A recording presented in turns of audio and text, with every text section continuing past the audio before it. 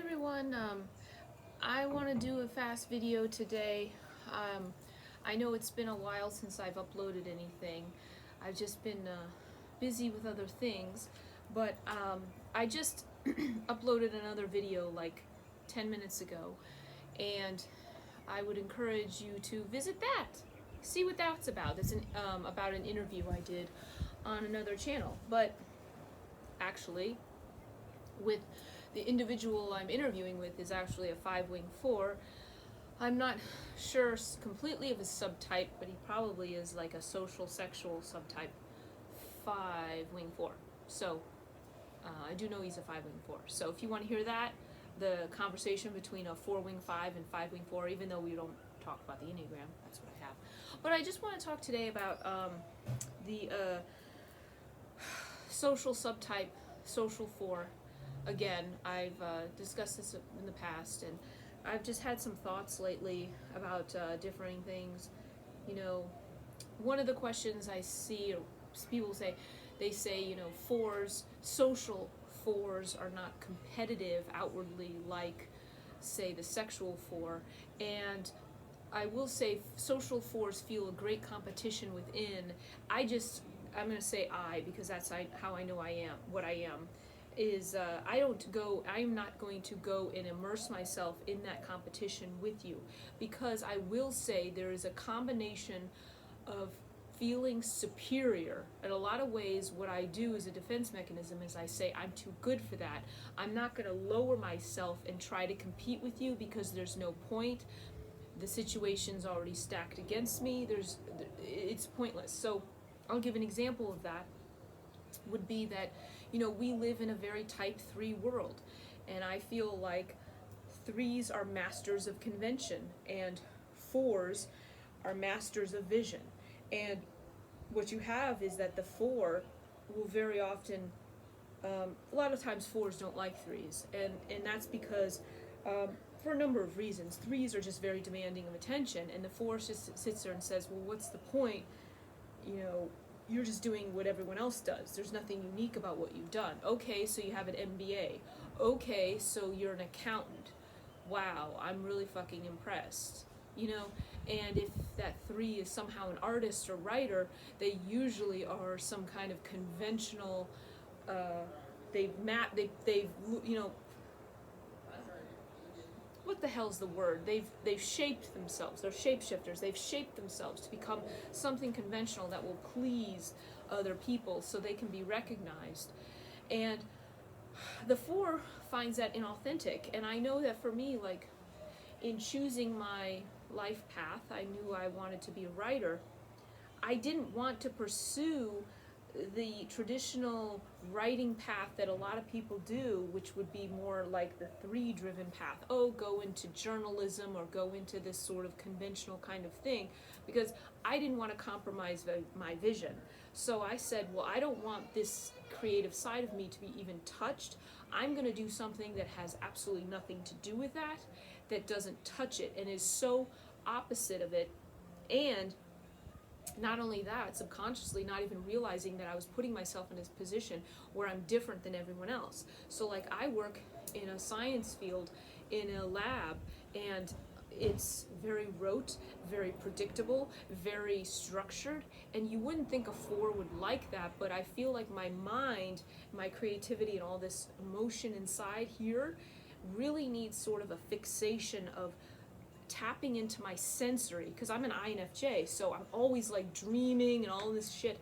But then when I have my job that's very sensory, it's a very, you know, ISTJ kind of job, very sensory oriented, can sort of soothe what's in here, so that way this is sort of free, and this body, it gets me into my body. It's almost like sort of maybe like going into one, to the whole movement into my body and using my senses and moving.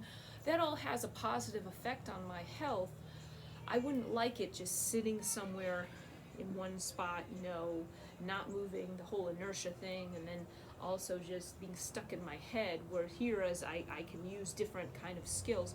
And I'm also not surrounded by people who have the same interests, and, you know, I'm different, but that's both a good and bad thing, because then it accents my feelings of alienation and loneliness and separation from other people, and I end up in my head feeling like the martyr. They never understand me. I have no one here who gets me. And then if I were to be around people who get me, would they really get me? And would I really stand out? And it becomes all this like really self-indulgent cycle of shit that goes on in my head. So that's what really going to one is about, is getting into the body and getting into doing more practical things. And that's why my job for money, that is designed for more practical things, practical purposes. I don't use that as a form of identity like a lot of people do. Like, you look online and they're like, what are good jobs for fours? And they list a whole bunch of shit. And I'm like, well, I don't like any of that crap. And they're like, writer. Great, I'm a writer. How the fuck do I make money? Show me how to make living on that without compromising my vision, because I'm a 4-wing 5. I'm not fucking changing myself for your shallow tastes, okay? Go and read, your Harry Potter elsewhere. I'm not writing that shit. So there's a part of me that's, see, right there, I'm like, I'm not going to compete with that. I'm not going to compete with your sales when you're writing that kind of garbage. Like, great, you like it? Wonderful. Don't fuck with me. I don't want to go near it, So there's the elitism you've just seen. There is the sort of superiority. But then, deep down, there's that feeling of inferiority, because you're like, well, if I was really that great, if I was really this, or this, wouldn't I be recognized? And, 2s, 3s, and 4s, the heart types are also, people need to remember that they are image types. 2s, 3s, and 4s are image types. And, I was talking with someone, and I said, how sorry, I'm thirsty. I don't use my job to define myself. And I said, if I was, in a box along the river or something, I wouldn't like it. But I sit there and say, oh, well, that'll make it interesting for biographers in the future. When they're reading my work, they'll be shocked that I lived in a box by the river. And he just sort of laughed. And he's a 5, and he's like, that's a little self-indulgent and self-absorbed, isn't it? I said, yeah, I never denied it. But again, it goes back to that image, like, oh, but as long as I'm recognized, oh, then it'll be okay. And I'm not saying this is a good thing. I mean, it's not good or bad to be an image type. It just is. It's just trying to overcome some of those insecurities. So, sorry, allergies. I'm not sick. Don't have the COVID. Thankfully, I just got allergies with sitting outside, which I like, but sorry. So, other questions. It's like, how did I know I was a 4? Well, or not a 4, I'm sorry, social 4. 4 is pretty obvious. Social 4, well, social 4s can't keep it in. It's this, not this, like, I'm gonna go, people think, oh, I'm gonna go party and socialize. Well, no, that's not really what it means. But it's more about, I can't keep my sadness and suffering in. And I had a situation at work where I was extremely stressed, and I had a meltdown, and I was sort of like this geyser, and I just sobbed everywhere, and everyone saw how I was suffering. And then after the fact, they were like, yeah, we need to hire more people. So it was sort of like, again, it reconfirms in my head that the only way to convey how I'm feeling is through sadness and suffering. If I show them I'm suffering enough, somebody will come to my rescue. And here I was having a meltdown, and then now a week later, they're like, yeah, we're hiring new people. So it was like someone, type 1 had said to me, yeah, I think you crying was a good thing, because now they're actually moving forward with it. And it's not something I intended. I don't sit there and manipulate and say, I'm going to do this on purpose to get what I want. It just happens. But it's, again, what I feel inside. Sometimes I'll have things happen, and it won't even occur to me to speak up about it and say, this is bad, I don't like this. Not because I'm trying to be a pleaser like a 2 or a 9, but I just seem to think that I'm deserving of the suffering. I'll just be like, well, I guess I'm just meant to suffer. I guess this is just gonna be my life forever. And then it's sort of like this martyr complex takes on in my head, and I start to absorb all this. And again, it's not always the most healthy thing. It's not the healthiest thing, but it is something that is aware. Another thing to be aware of. Another thing I've noticed is that sometimes people have said a few things, contradictory things. They say social fours. They say social fours are the most withdrawn fours. Okay? And then sometimes they'll say social fours are the most talkative fours. Now, with me, I feel like it can go both ways. I'm actually more of a talkative four than other fours. I've found that sometimes, like especially self-preservation fours, not so much sexual fours, they like to talk to you. And I've said they have this really intense eye contact with you. They like to, meet up with you eye to eye, which I find very interesting. Whereas like as a social four, because I'm more about a group arrangement, can kind of make me feel anonymous and sort of not so the spotlight always on me. I can sometimes have trouble with one-to-one eye contact. I'll be like, and I talk about that in another video. But I found that self-preservation fours can be sometimes the hardest to get close to, because they can be very like aloof and they don't want to talk to you. If they don't want to talk to you, they don't want to talk to you. They're just all about that self-pres instinct. And so for me, I am very talkative, and being social, being that if I'm stressed and going to two, I want to talk about my feelings and my problems with people. I want to email people. I want to talk to them on Skype. I want to, Facebook chat. I want to connect one-on-one with them, when I have these problems, to connect them, with them about. But as for being the most withdrawn, I wouldn't necessarily agree that social fours are the most withdrawn. It depends. I can be very withdrawn when I don't feel I have a group role. When my role in the group doesn't make much sense and I'm just sort of like a nobody in the group, or I'm just not identified as something that I want to be or be noticed as, I can then be incredibly withdrawn. So I'm very talkative. I like I said, I do these Facebook videos or these YouTube videos. It's very comfortable for me. I like to talk to an audience. I'm a writer. I talk to people. I like to talk to an audience. But one-on-one is hard for me. I will admit, because I've come, I did a bunch of videos on learning my sequence, or what they call stacking or sequence, that I'm social self-pres. Had to have somebody help me in my four group figure that out, that I wasn't social sexual, I was social self-pres, and I'm SX blind. One-on-one can be hard for me. But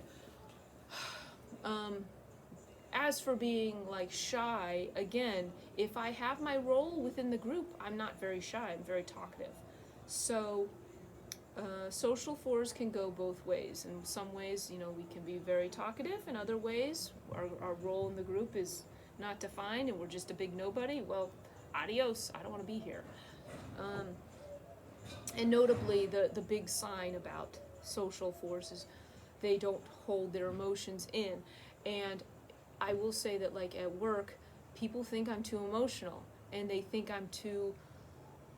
What happens is when you're that emotional, and I think the social four is the most emotional and most sensitive of all the personality types on the Enneagram.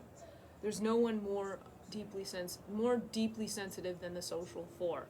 Four is probably the most sensitive, and then the social four even more so, because they're so influenced by their externals. It's like the world hurts. And I said to a type 1 coworker of mine who's a social 1, and I told her, I said, sometimes I feel like this world is so painful and it so hurts, and I don't know how to fit into it, and I don't feel like I belong in it. And I went on this little rant, and she just looked at me, stone-faced. She's like, yeah, I don't know what you're talking about. I really can't help you there. It was just kind of funny. And then I started laughing, and I said to her, mid tears, I was laughing and crying, and I said, you're my integration point. And she goes, yeah, I don't know if that's such a good thing. I mean, she's sort of like flatline, like a Daria, that character from MTV. But, so what I found, though, in being that emotional, especially in a work setting, is people, I find that a lot of them don't take me seriously. They kind of, I feel like I'm going to be 45 in August, and I feel like people still kind of regard me as a child. I'll have people, who are 20 years younger than I am, sort of taking the more adult role if I'm in that really saddened state, crying or upset. almost like a child. Like I was worse when I was like in my early 20s, but it really hasn't improved that much. And also, I mean, is it the social 4 thing? Or is it the artistic thing? You know, artists are very sensitive people. I mean, the world is, I feel like I'm like this immune, think of me as like a cell that has a lot of receptors on it, like, and I'm getting sciencey on you, and I have a shit ton of receptors, so that means there's all the allergens will bond into my little antibodies. So I have these antibody receptors all over me, and I just absorb everything. That's how I feel. And I'm doing a little sciencey little nerd comparison there. And, because that's what I've done for my job. But, you know, in both situations, I'm something different. In my sciencey job, I call it my sciencey job. I mean, it's not like I'm not in some high field or anything, but I like doing things that are functional and kind of rote and repetitive, because it frees my mind creatively, but also it gets me out of this sort of, you know, internal state and can function on that. But also, I'm indifferent, you know, in both sides. My writer's side, nobody else works in science side, no one else is a writer. It's not something I intended, just something that subconsciously happened. So anyway, those are some thoughts on the social self-pres 4. I find the variance a little more interesting than the wings, because I have both wings. I probably lean more on the 5 than I do the 3, but I definitely have that 3, and I feel like that 3 pole is really a lot of my negative qualities. Like, that 3 and that need for recognition and is so bad that I'm like, sometimes I just gotta switch it off and be like, all right, just focus on the 5 right now, just listen, absorb, you know, watch some films, read some books, take it in. It's okay. You don't have to be having an audience all the fucking time, you know? So those are just some thoughts. I'm going to do some more Enneagram topics, and yeah, like I said, I haven't been around for a while. I mean, I've been around, but I just haven't done a video. Just been really busy. So I just want to touch base, give some thoughts on the social 4 and some events that's happened to me, some observations, and you know, I'll have some more very soon. So I hope everyone's doing well, and I thank you for listening. Have a good night.